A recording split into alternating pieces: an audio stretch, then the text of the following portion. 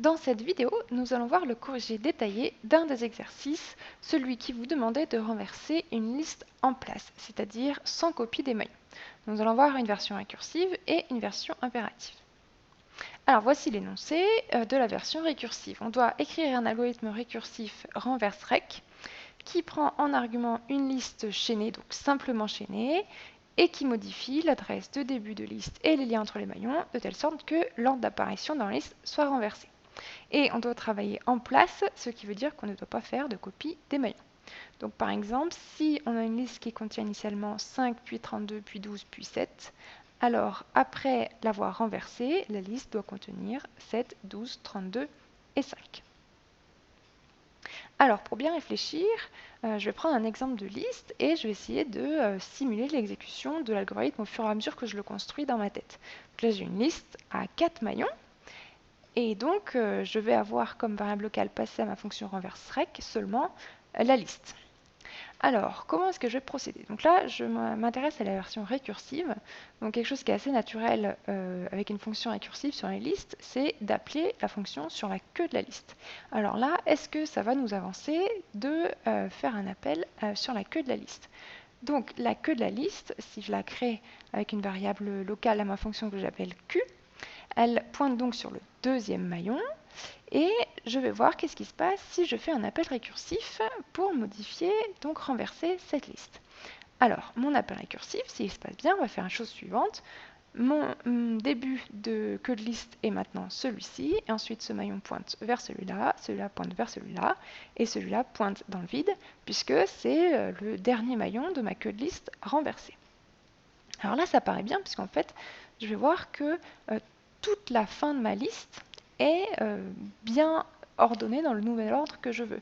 Donc en fait, ça m'avance beaucoup cet appel récursif sur la queue de la liste, puisque j'ai simplement à modifier maintenant des choses qui se passent au début de ma liste initiale pour finir le chaînage. Alors, du coup, qu'est-ce que je vais devoir faire maintenant? Après mon appel récursif, il faut que j'aille modifier ceci. Puisque maintenant, il faut que ce maillon considère que son maillon suivant est celui-là. Donc il faut que j'aille écrire l'adresse 114 ici. Alors, je vais réfléchir à ce que j'ai toutes les informations qu'il me faut pour pouvoir aller écrire la bonne valeur dans cette case. Donc la case que je veux changer, c'est celle-ci. Comment est-ce que je peux y accéder à partir des variables locales de ma fonction qui sont là? Eh bien en fait, je peux aller au début de ma liste, donc ici sur le premier maillon. Là, j'ai encore dans son champ suivant l'adresse du maillon qui était initialement le deuxième, puisque je n'ai rien modifié à mon premier maillon. Donc j'obtiens bien l'adresse de ce maillon-là dont je veux modifier le champ suivant. Donc c'est comme ça que je vais faire mon affectation. Donc la partie qui va être à gauche de l'affectation, eh bien ça va être li.début.suivre, ça me donne l'adresse 52, et point suivre, puisque je vais écrire dans le champ suivre du maillon à l'adresse 52. Et ce que je veux écrire, c'est dans cet exemple l'adresse 114, c'est-à-dire l'adresse du premier maillon initialement de ma liste. Et bien ça, c'est toujours écrit dans le champ li-début, puisque j'ai toujours pas modifié cette liste-là, l'appel récursif, il n'a d'impact que sur la queue de la liste.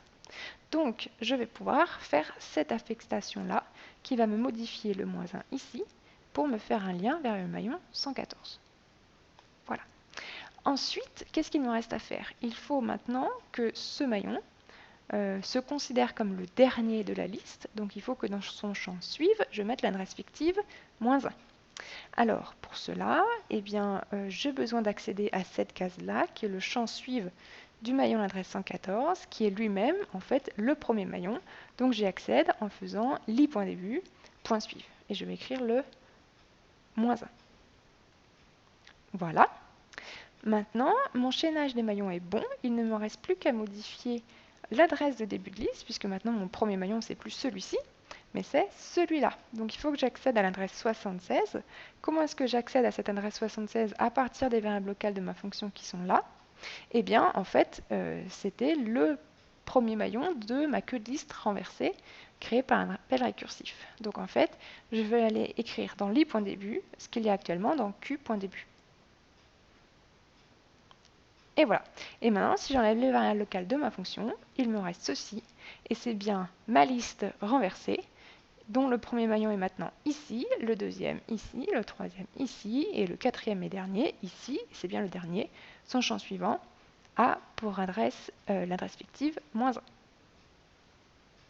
Je peux donc maintenant écrire mon algorithme récursif. Alors il y a encore un élément auquel je n'ai pas réfléchi sur le dessin, c'est mon cas d'arrêt. Puisque là je fais une fonction récursive, je fais un appel à ma fonction renverse-rect sur la queue de la liste.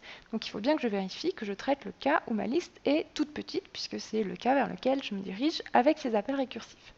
Donc en fait, renverser une liste qui aurait 0 maillon ou 1 maillon, eh bien c'est très facile puisqu'il n'y a absolument rien à faire. Donc ça va être ça, mon cas d'arrêt.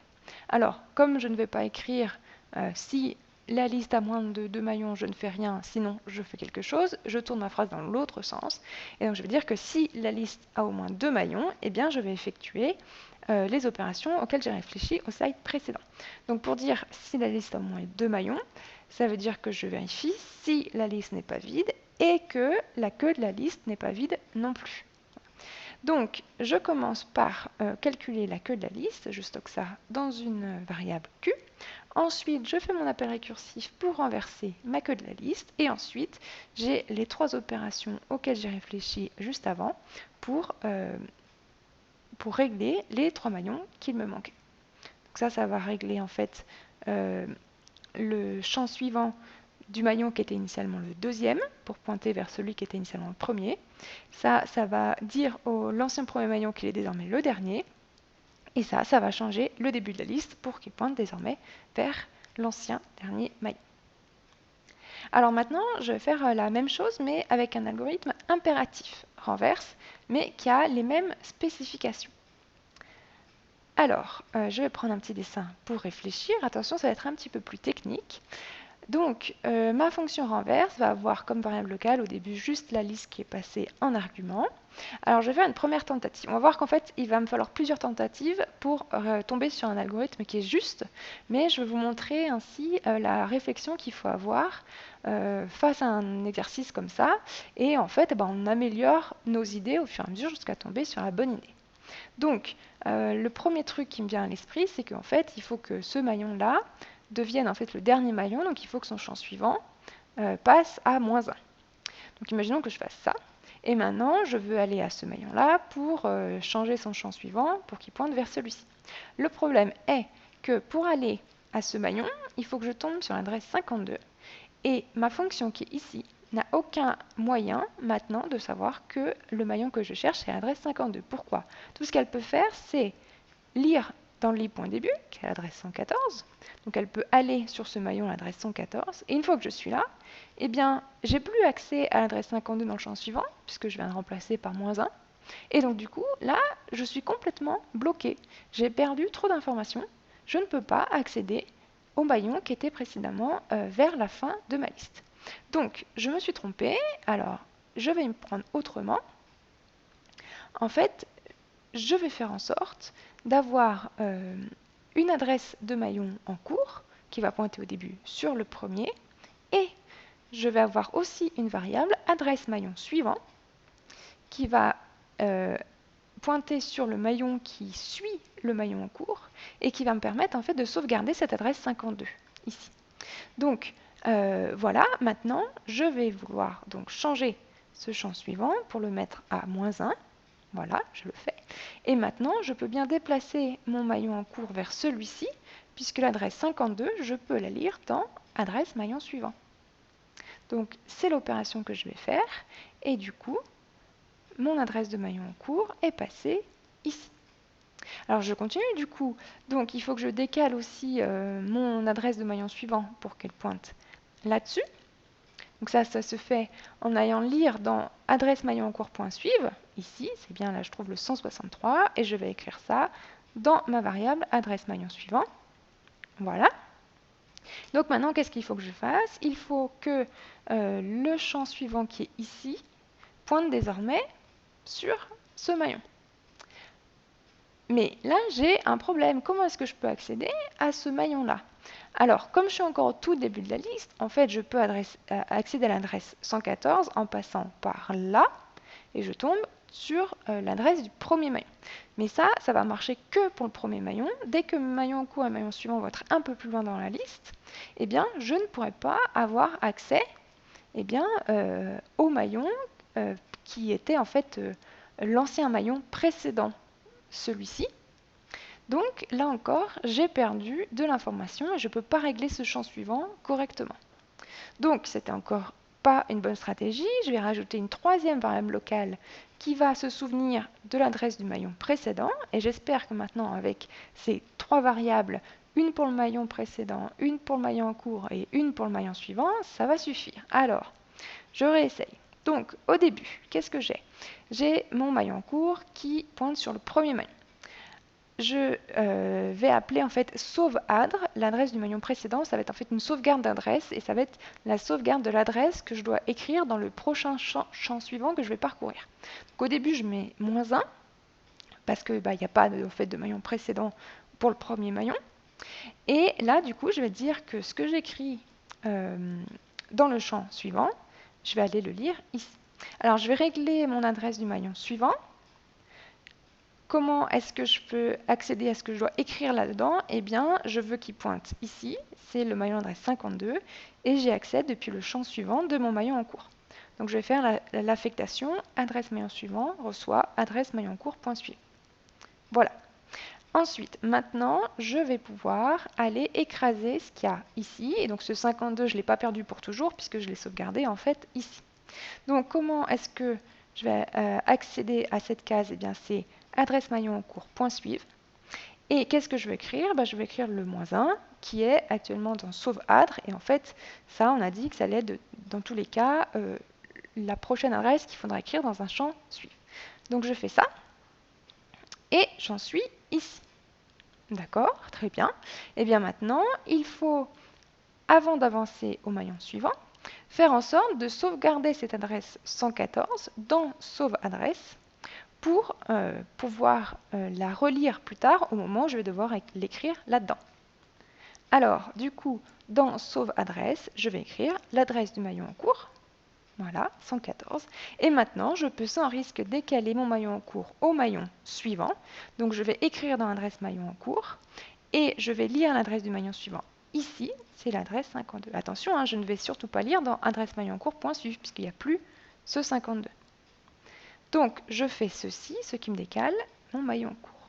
Et là, je suis prête pour repartir pour l'itération suivante. Alors, du coup, maintenant, il faut que je décale mon maillon suivant au maillon qui suit le maillon en cours. Donc ça, je peux y accéder via adresse maillon en cours point suivre. Donc adresse maillon en cours point suivre, j'ai bien le 163 et je vais l'écrire dans l'adresse maillon suivant. Donc j'ai bien décalé mon curseur, tout va bien. Maintenant, je peux aller changer ce lien qui est ici. Alors, comment est-ce que je vais procéder? Donc je veux écrire ici, c'est-à-dire dans adresse maillon en cours point suivre.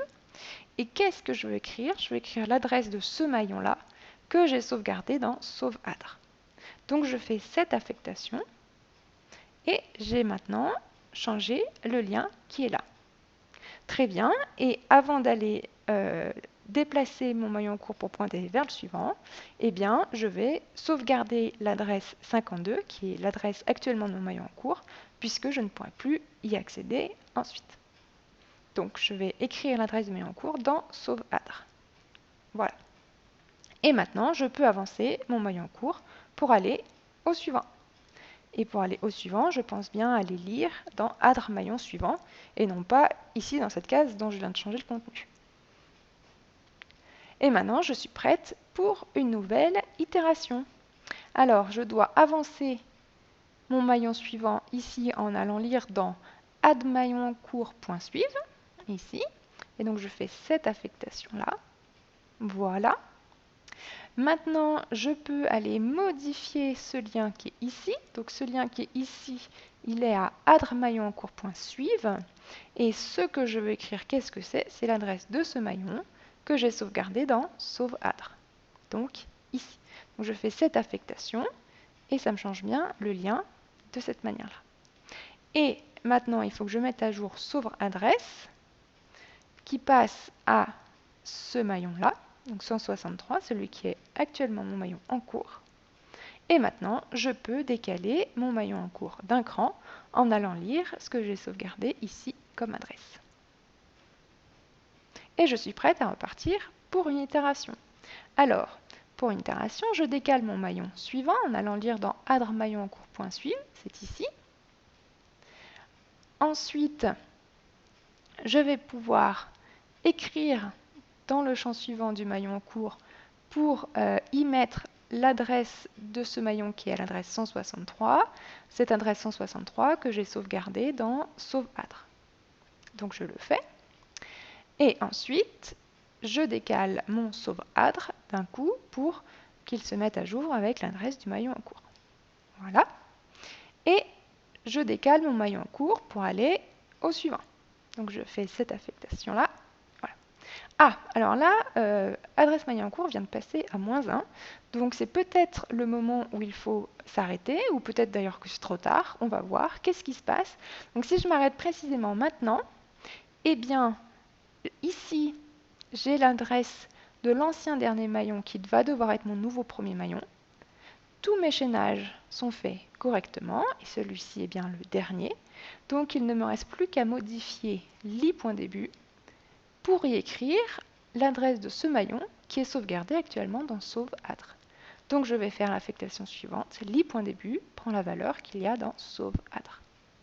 Et maintenant, je vais clarifier le dessin en enlevant les variables locales pour voir si tout s'est bien passé. Eh bien, j'ai bien cette liste qui pointe sur ce maillon qui était avant le dernier et ensuite qui va par l'échaînage dans cet ordre et celui-ci est le dernier. Donc, j'ai bien réussi ainsi à faire mon algorithme. Et donc, voici la solution que je vous propose pour renverser liste de manière impérative. Et donc, ça correspond en fait exactement aux différentes affectations que j'ai pu faire pendant ma réflexion sur le dessin. Donc, il faut que je déclare mes trois variables sauveadr, adresse maillon en cours et adresse maillon suivant, que j'utilise tout au long de l'algorithme. Donc sauveadr, on a vu qu'il fallait l'initialiser à -1, adresse maillon en cours, il fallait l'initialiser à li.début. Adresse maillon suivant, en fait je ne vais pas l'initialiser tout de suite parce que je ne suis pas sûre que le maillon en cours ait un suivant. D'accord? Peut-être que ma liste est vide par exemple, et du coup li.début.suivre, ça provoquerait une erreur. Donc j'ai vu qu'il fallait s'arrêter pile quand l'adresse maillon en cours passe à -1, donc ma condition, c'est tant que adresse maillon en cours différent de -1. Et là, j'ai la série d'affectations qui permettait d'avancer le maillon suivant d'un cran. Ensuite, d'aller modifier le champ suivant du maillon en cours grâce à la sauvegarde d'adresse que j'ai fait précédemment. De mettre à jour ma sauvegarde d'adresse pour passer au maillon en cours. Et enfin, d'avancer mon maillon en cours au maillon suivant. Et donc, je répète tout ceci.